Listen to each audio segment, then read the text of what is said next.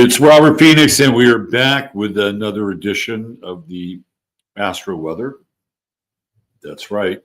It's Tuesday, May 20th, 5:20. Not quite 4:20, but 5:20. We're another level up. We are cycling out of Taurus now, aren't we? Boy, oh boy. The days of Gemini shall soon be upon us. Yeah, I mean, Taurus is one of those signs and seasons that is generally, pretty, I would say pretty predictable. Get it? Predictable. But we did have the Sun-Uranus conjunction over the weekend, which I talked a little bit about on Sunday night's apocryphal show. By the way, next Sunday night, or this coming Sunday night, rather, I'm going to get into the more personal angle of Saturn in Aries. I kind of went a little big picture on Sunday night, but we're gonna bring it home this coming Sunday night. So stick around for that. And I do believe that you will find it empowering, to say the least. But the Sun-Uranus conjunction, I guess we're still there, aren't we? We're still in that Sun-Uranus conjunction territory.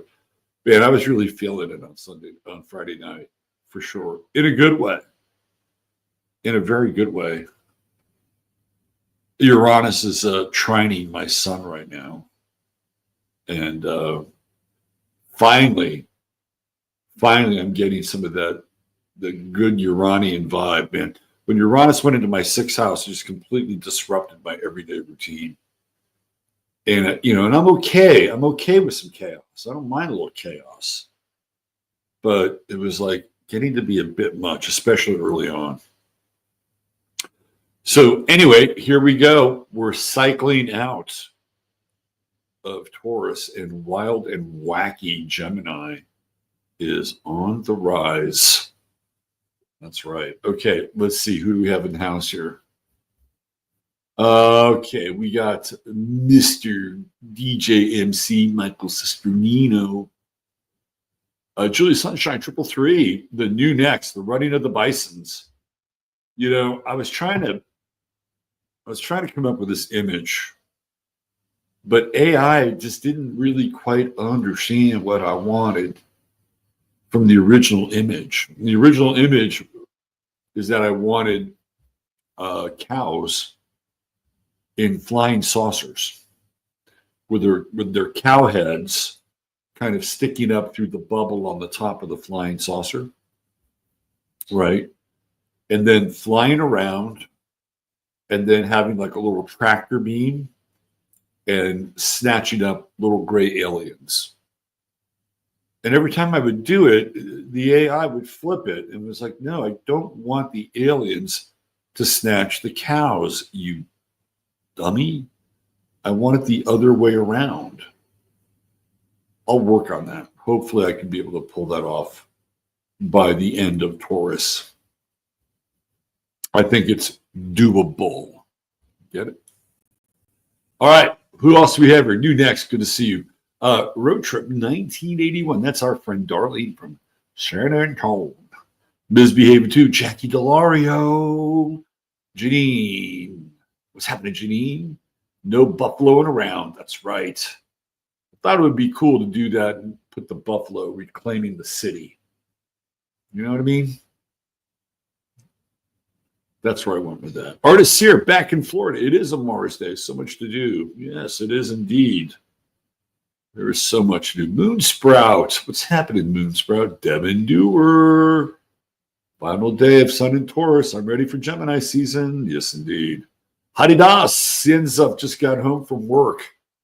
We have now settled to be in your energy before bed. Okay. Well, I will do my best to take you peacefully into the land of Nod.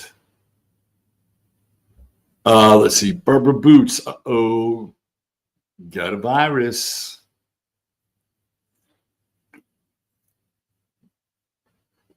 You better update your McAfee virus protection plan.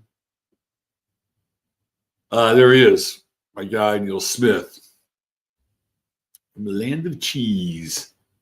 Tom Jordan in the house. That's right. Hit like and subscribe if you like the content. Even if you don't like it, hit like and subscribe. It'll do you good. It'll break you out of your mold. So I have I like to share everyday wisdom with y'all. And I have an everyday wisdom story to share with you.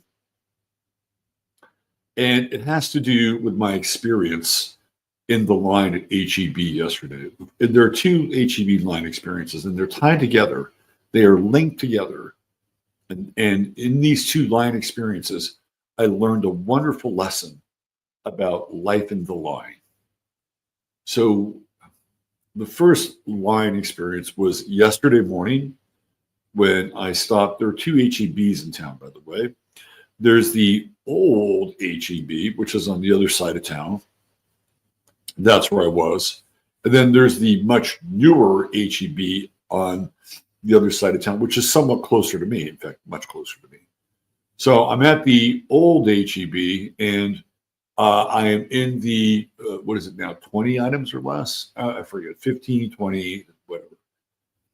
And there's this older Mexican woman.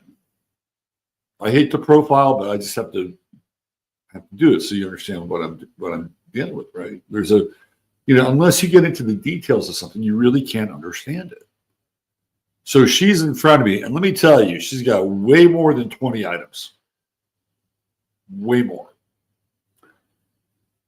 And I'm just standing there and I'm looking around the other lines. I'm like, I guess this is the one, because all these other lines are even worse. And I generally try to avoid self-checkout. They don't give me a discount to do that. If they gave me a discount to do self-checkout, I'd be happy to. But I don't, unless it's just an absolute must to, have to, because the lines are just too long. So I just sat there and waited and waited and waited and waited. And of course, the tapes start playing in your brain. Oh, she doesn't understand English. Oh, does she understand numbers? Numbers are the same in English and Spanish. So maybe she's taking advantage of the fact that she doesn't think that I know that she doesn't understand. And just go through my brain, right? But I don't say anything. I am in the practice of patience. That's it. A practice of patience. And I get to the front, I get to the cashier, who is, by the way, Latina, but obviously born here. Grandma was not born here, okay? And she looks at me, she says, I apologize for that. I said, no, don't worry about it. It's not a big deal. What did I get? I got a carton of eggs. That's what I got. And then I left. So fast forward, I went to HEB after working out last night because I wanted to get some Wagyu beef, ground beef for my Wagyu beef, ground beef tacos. And again, the 20 items or less line is just absolutely packed. But at this point, it's not there. There's no over item offenders. They're just packed. And I'm like, okay, well, I'm here. I'm just gonna go with the line, right? And then all of a sudden, the HEB management woman says, sir, if you'll follow me over here. And she moves me right to the front of a brand new line that just opened up. And it was like, would you look at that, right? These two seemingly disparate events, in my estimation, are connected, right? I have this one thing happen in the morning. I'm cool with it. I'm not snarky. I don't say anything. I don't really complain. I'm just there, just kind of going with the flow. And then later that night, I get white label service and the line opens right up for me. Anyway, it sounds mundane. I'm like, Robert, what the fuck? It's just, it's just like, no, but there's something there, right? There was something there about just being able to be with that moment and kind of let it go and not be attached to it. And then lo and behold, the seas parted. There you go. There's your life lesson in the grocery line. For me, Robert Phoenix. All right. Who else we have? There she is, a lovely and talented one, Dr. Joan S. Sweet Woodruff. What's happening, Sweet? Checking in from the Dallas area. Laura E. and PB. Hey, PB. My man, Steve. Was there with the turtle. Love the neon sign. Well, thank you. We've had it here for a while. I just decided to put it on today without the studio light. It makes it pop a little bit more. Michelle Renee. Hey, Michelle Renee. Good to see you. Naturally Mother Earth. Wit's Entropy. What's up, Wit? Lena Winkler. Okay, we got a rainy morning from the sprouting cornfields of Illinois. Go corn. Jen Adams. Buenos dias from Brooklyn. Not a Navy ship inside. Oh my, the Mexican Navy. Let the jokes like make themselves. Apparently, this is weird. My guy, Robin, told me this, that the electrical was working on the ship, but the motor just completely shut down. But that is weird. Draw your own conclusions. Harriet Bowie. Hey. Beach bar. Anyone experiencing intense dreams? I'm sure chat will have something to say about that. Maya Rose is here. Integrity and Karma. Yes, you can buy yours truly a cup of coffee. That's right. That cup of coffee makes the show go. Southwest Florida real estate with Lewis Walden. Hi, Lewis. I hope the market's opening up for you down there. There's our guy, Thor at the door, the mayor. Charlie. Hey, Charlie. The Biloxi Blues, man. Meow. Jared MC. What's going on, Jared? Elisa Dawn T. Seguin. Good to see you. Haven't seen you in a while. Yes, if you'd like a reading, right there. Right there. Bada bing. I'm your guy. Sun Tzu checking in. A hill country habitant, along with yours truly. Nice to see you, Sun Tzu. Diane Evans is here. Scrubbies is here. Hey, Tamara. Let's have a similar image on my new iPhone case. Oh, interesting. Christy Aphrodite. Hello, Christy. Anna Maria. Melissa Stanton. Not driving. Watching from the couch today. Cool. Rainbows and butterflies. Let's see. Susan's here. W. Sue. Liddy Lou. Here barely, but we're glad you're barely here. You're here nonetheless. I had terrible sleep. I didn't sleep much, but for some reason, I'm actually pretty rested. Go figure. Agree. We need a self-checkout discount. Totally. Like they'll just say, well, you'll get to save time. That's your reward. You get to save time. No, but I got to do all the fucking work. Let's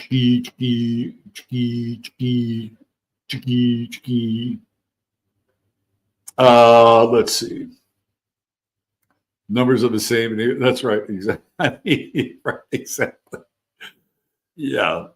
It's like numero. Let's see. Who else we have? I'm with you, Sun Tzu. I got to put that up. I'm like that as well.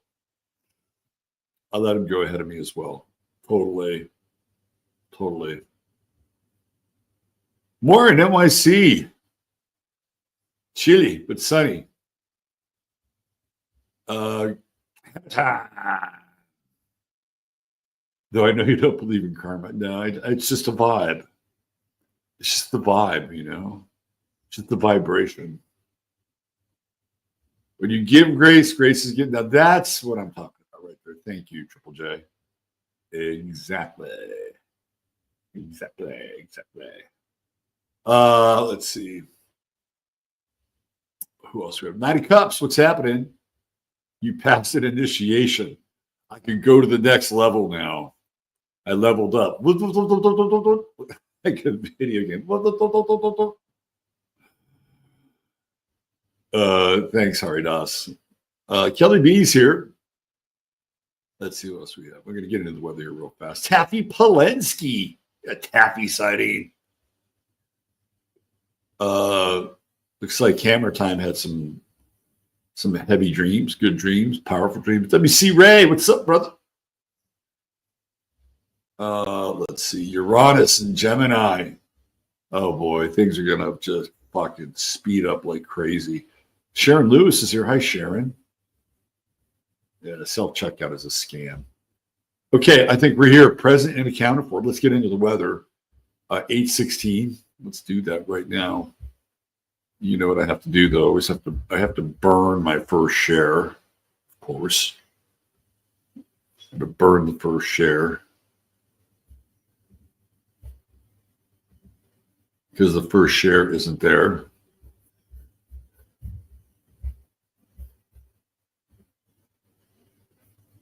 Okay.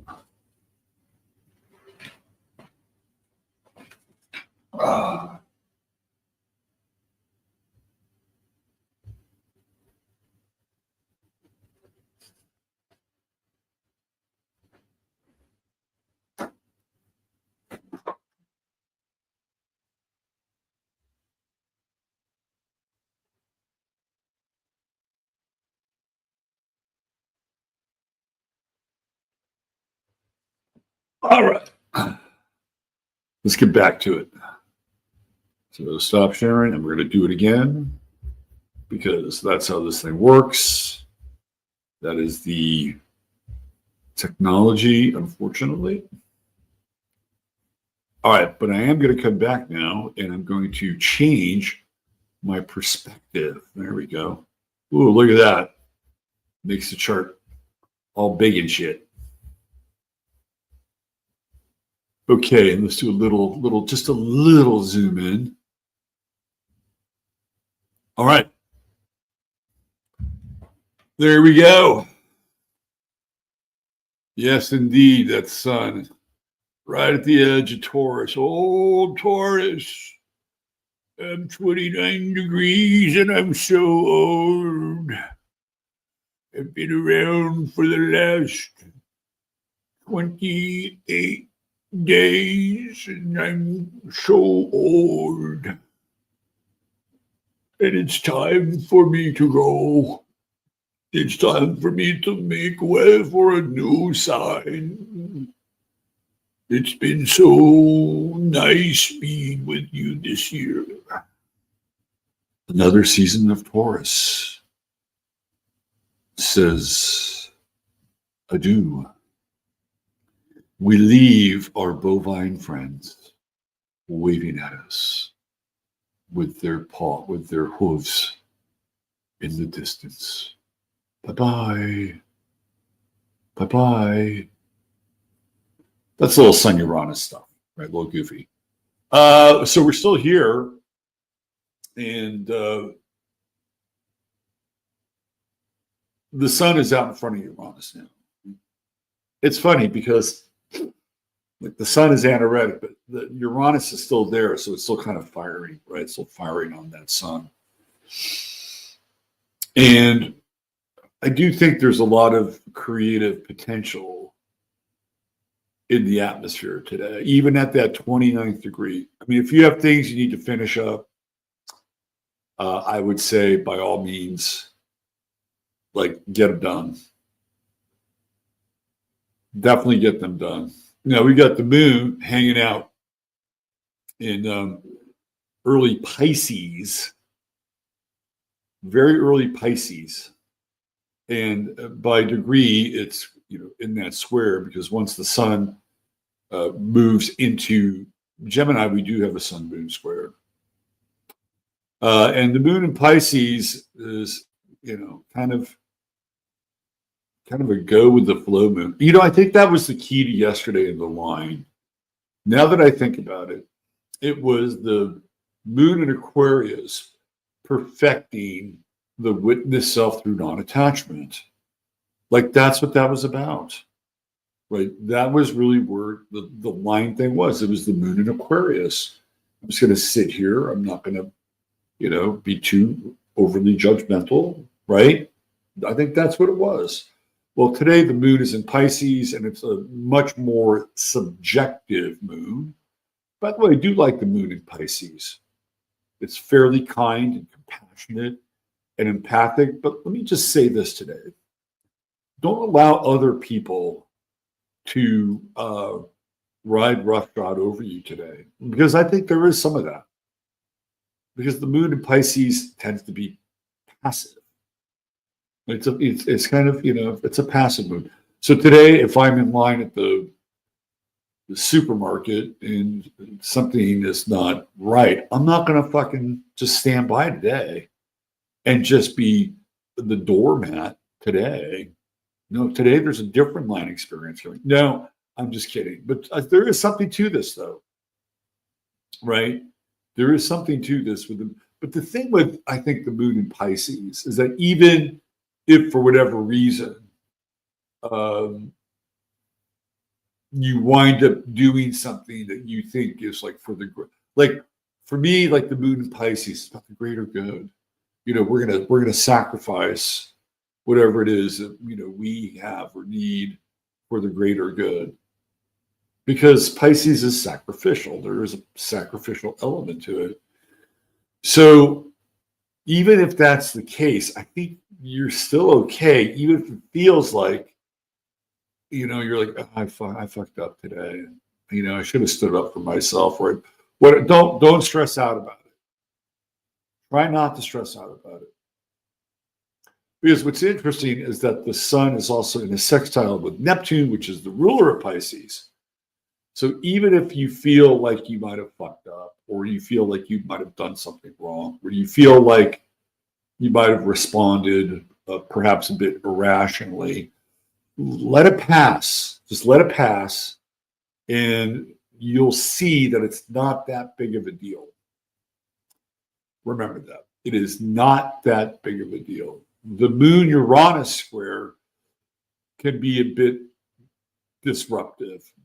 So I think for the most part, most of us want to have, you know, kind of a peaceful existence, right? And we want to live in our worlds and do our best to get along with people. You know, and I would say, leave us alone. Just leave us alone. Let us do our thing, right? Let us do our thing, and leave us alone. We'll leave you alone. And we're not going to, you know, get in your business. You're not going to get my business. You know, it's a beautiful model for the world, right? Today is kind of not one of those days. Just saying. So don't be surprised if people do want to get into your business and do disrupt your little bubble of peace. And it is disrupted quite suddenly, actually. It's like, what? What? What?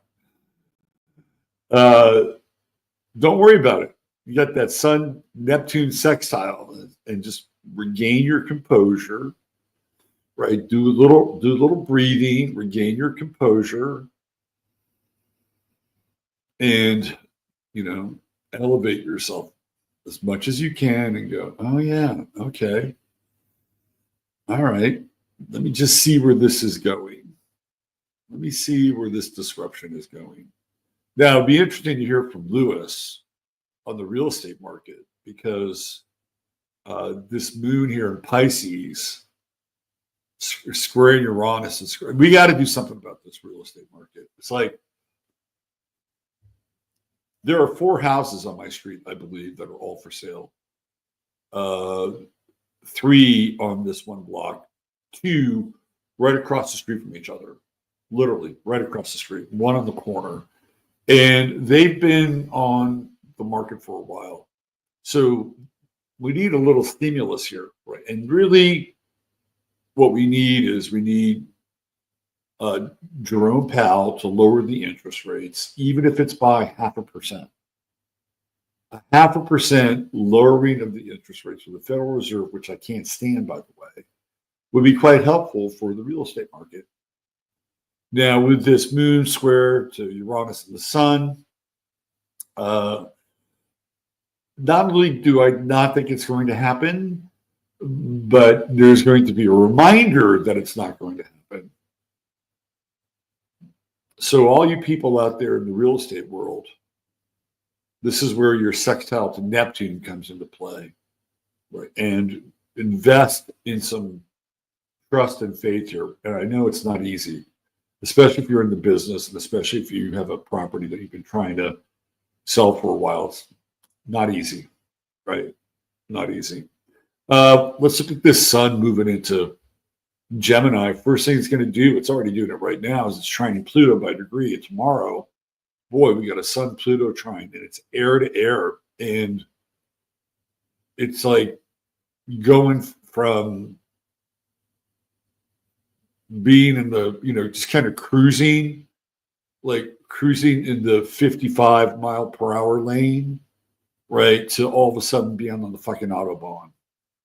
This is what this ingress of the sun into Gemini is going to be like. It's going to happen quickly, and all of a sudden things are going to speed up tremendously. And we will blow through the month of Gemini like that.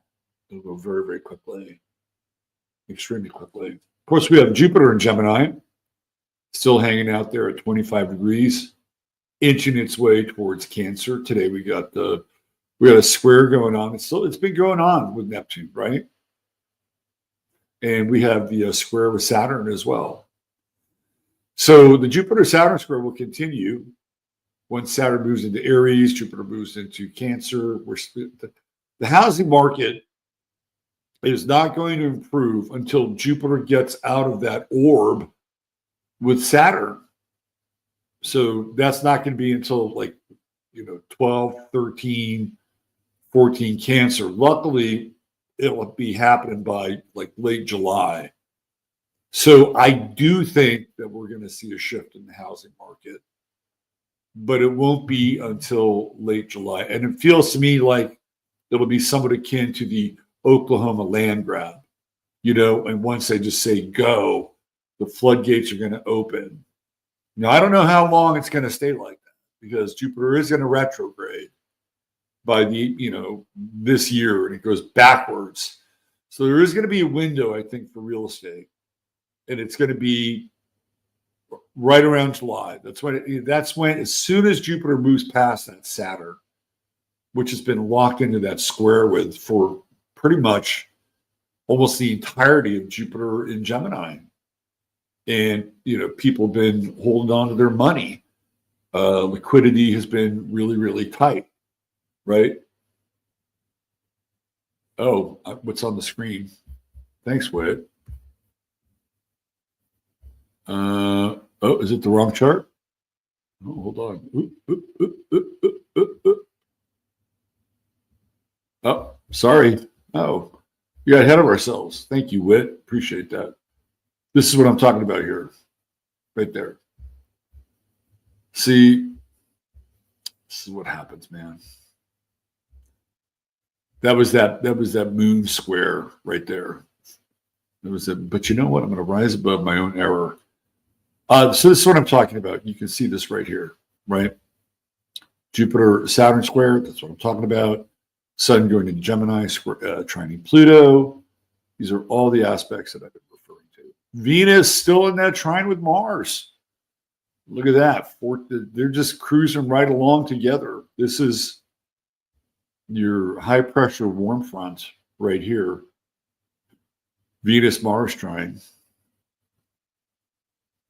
There's a lot of, I think this is a trine that's got a lot of dynamism and charisma associated with it. So if you've got planets in either Leo or Aries or even Sagittarius, anywhere between 10 to 20 degrees, you're in the mix right here, right? You're definitely in the mix.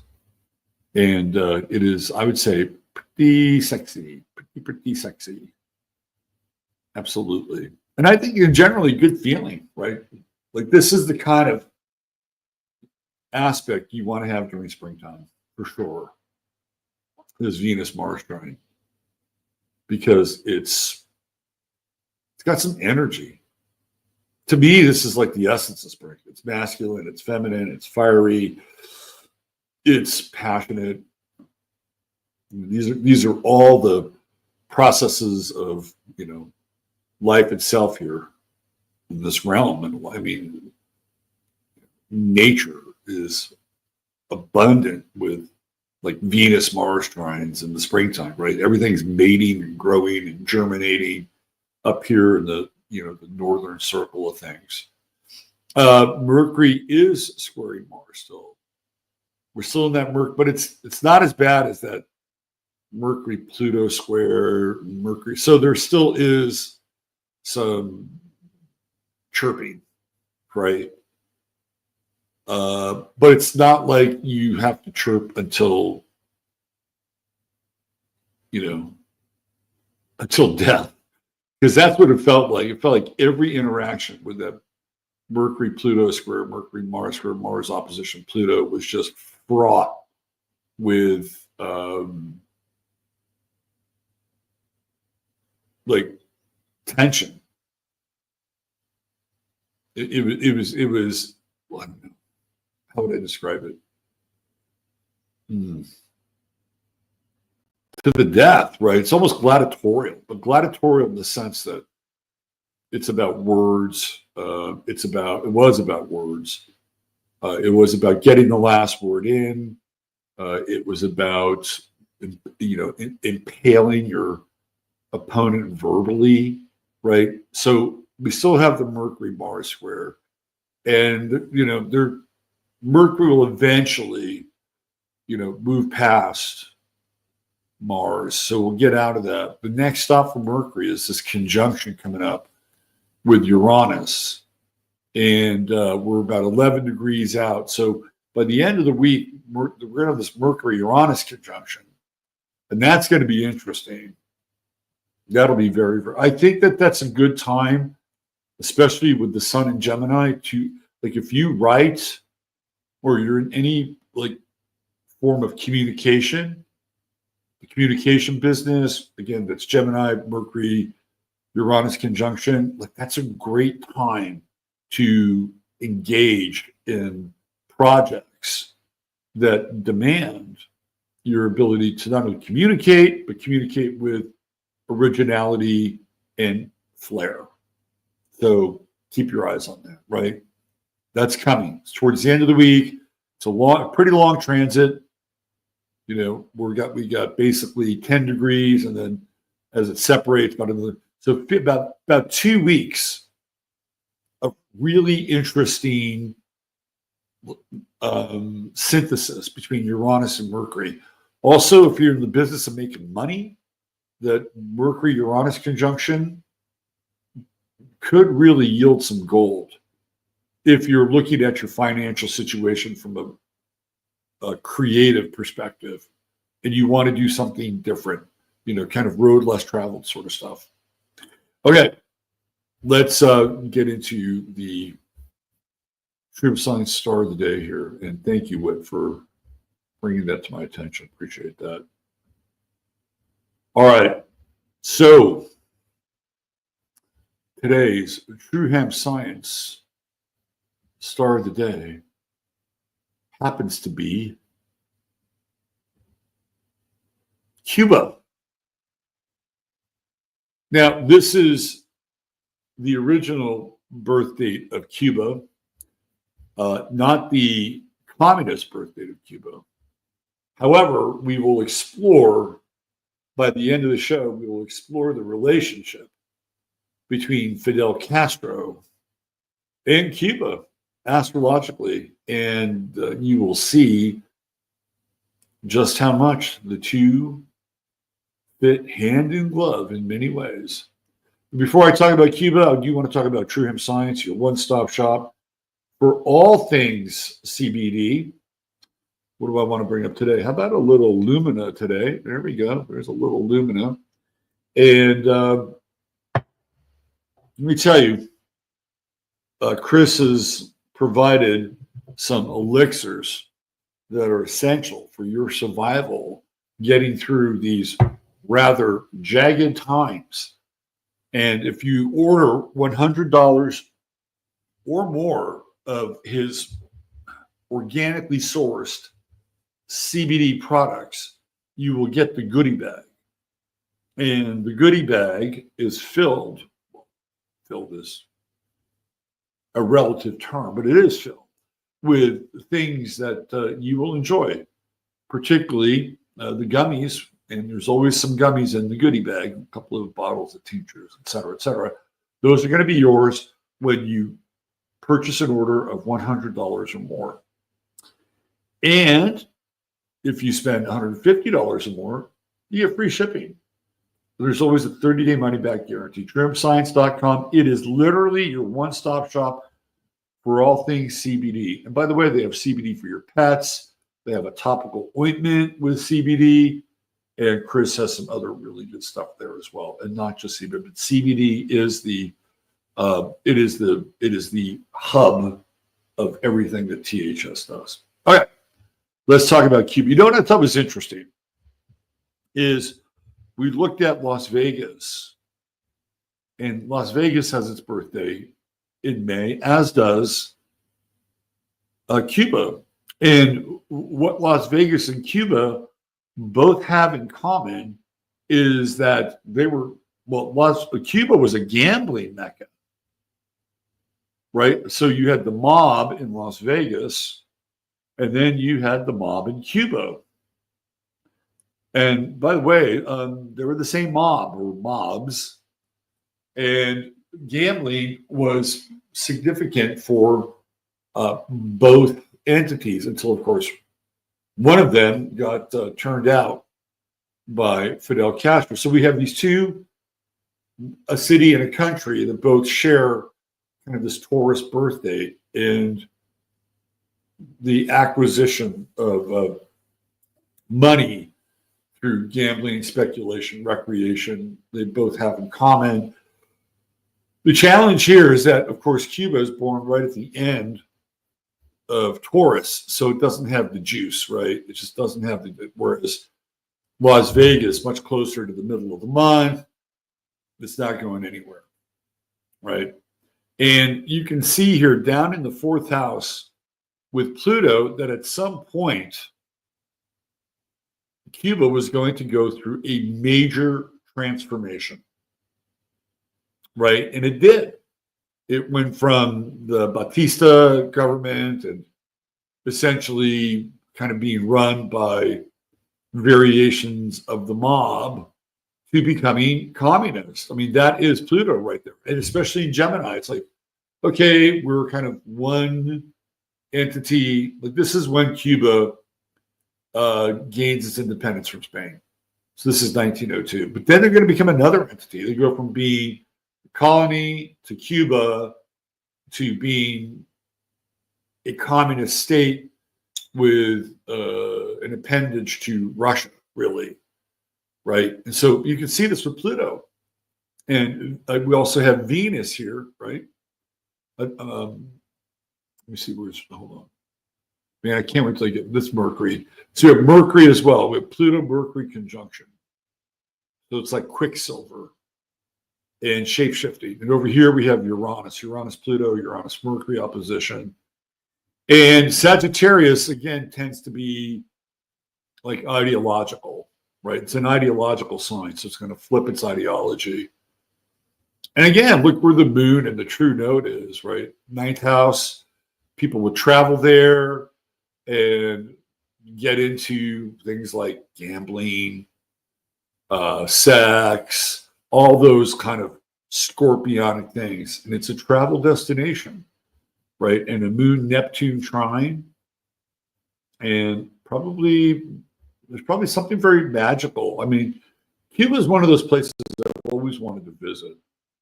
not because I have any allegiance to the communists, but I've always wanted to go there and check it out. The climate, sort of the old cars and all that shit, right? Seems fairly interesting. We have a moon Saturn square, and it feels to me like this is going to be the plank or the beam that the revolution, not just down here, but this is what the revolution will be based on. Also, that Jupiter conjunct the ascendant in Aquarius.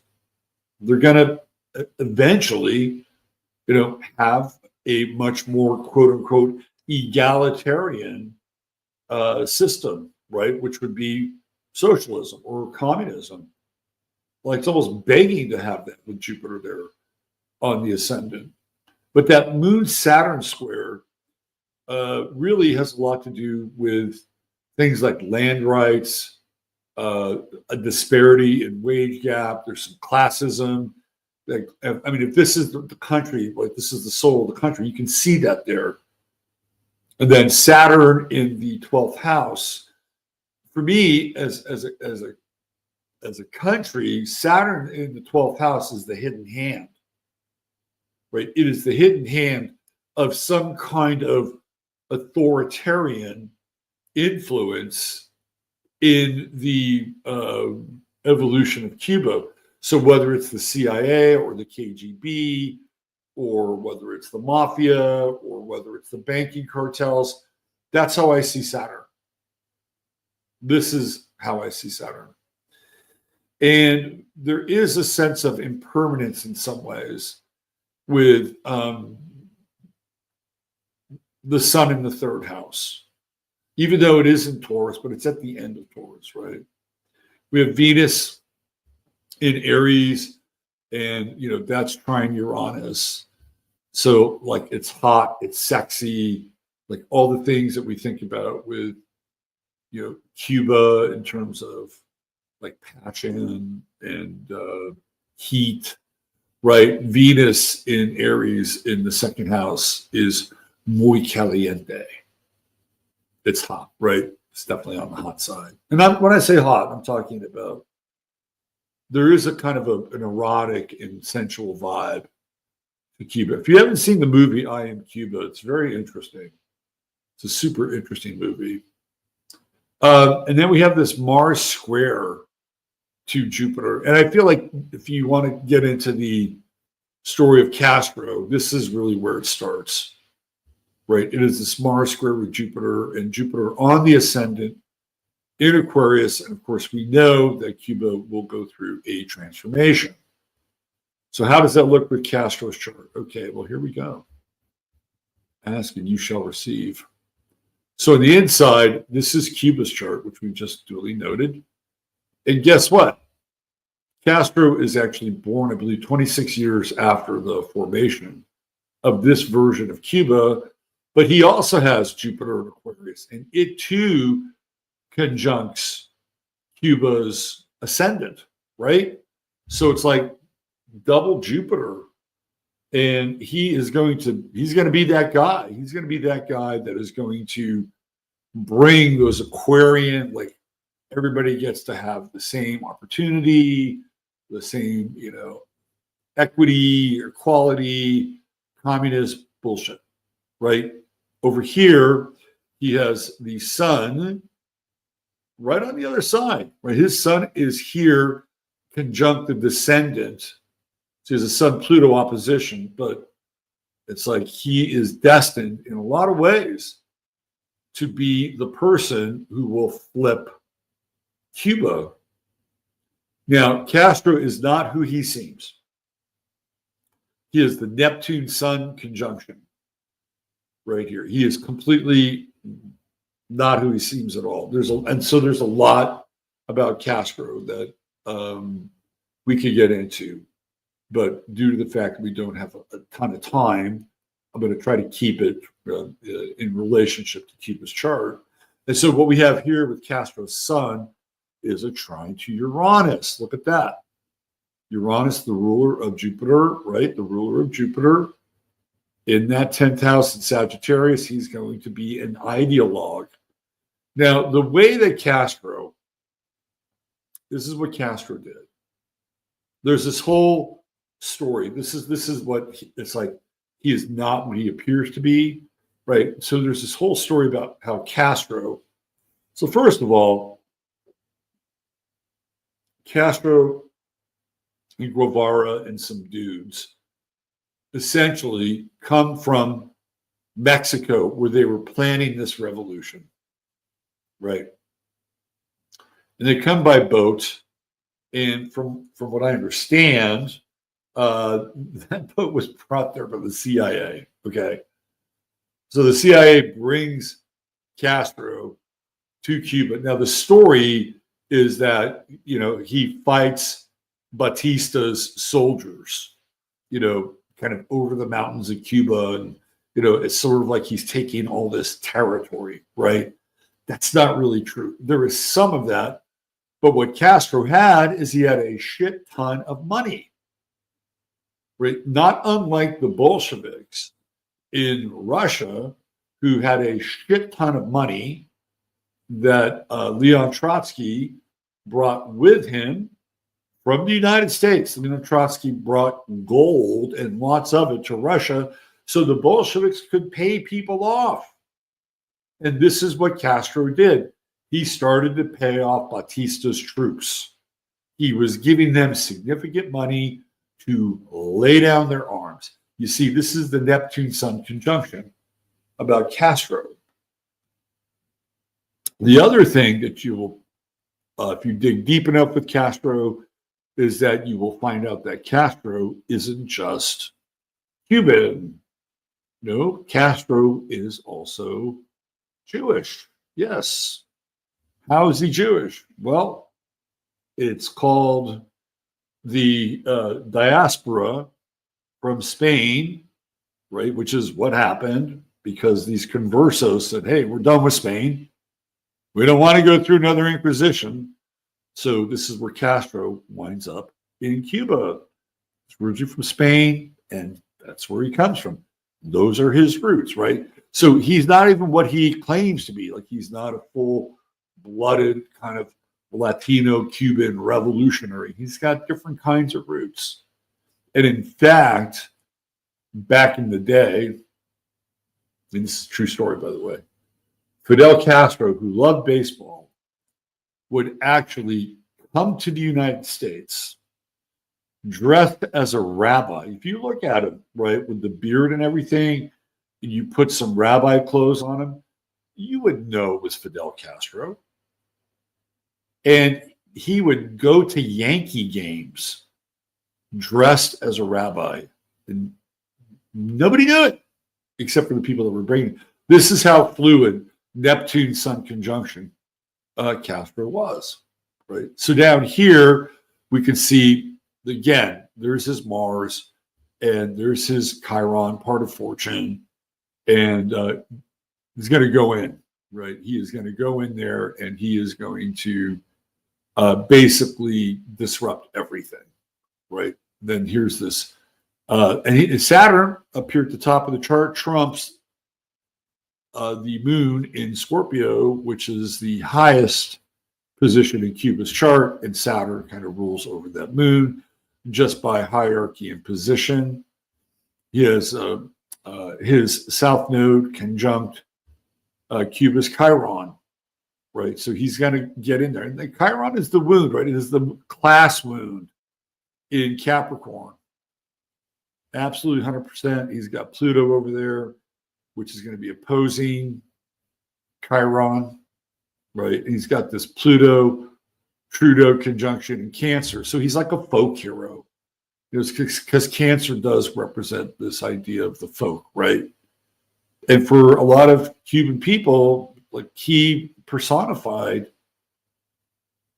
like, it's amazing how the Cubans, through, I would say, propaganda and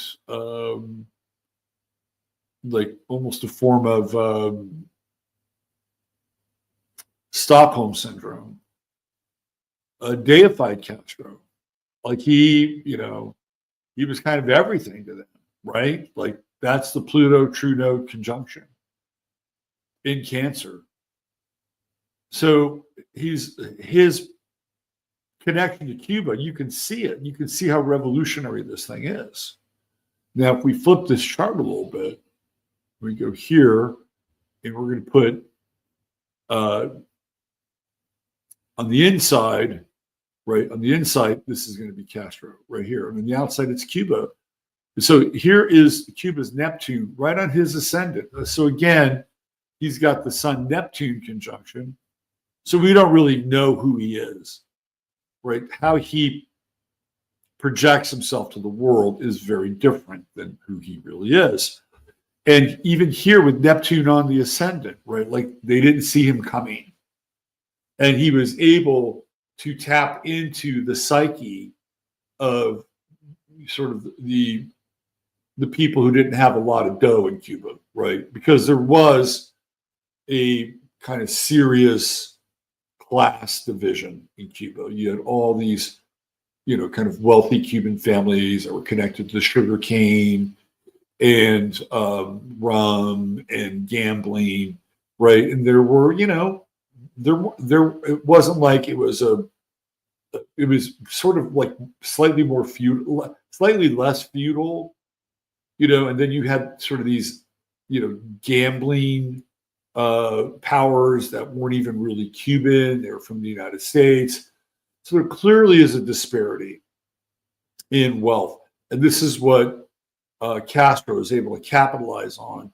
And that's Cuba's Neptune right on his ascendant, right? He's able to tap into this soul of Cuba, which feels like, oh, if we trust this guy, he'll make our lives better, right? It is, but it's all very, it's very illusionary in a lot of ways.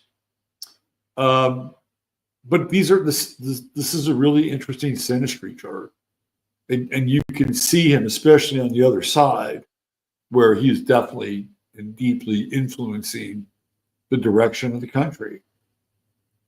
So there you go. There's your True Hemp Science star of the day. It is not Fidel Castro. It is Cuba.